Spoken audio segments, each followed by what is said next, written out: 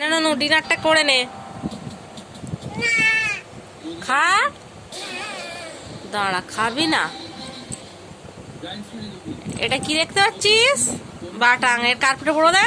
আবার খাবি?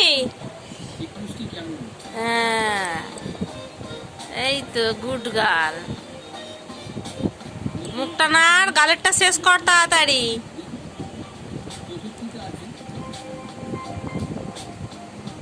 শেষ হলো?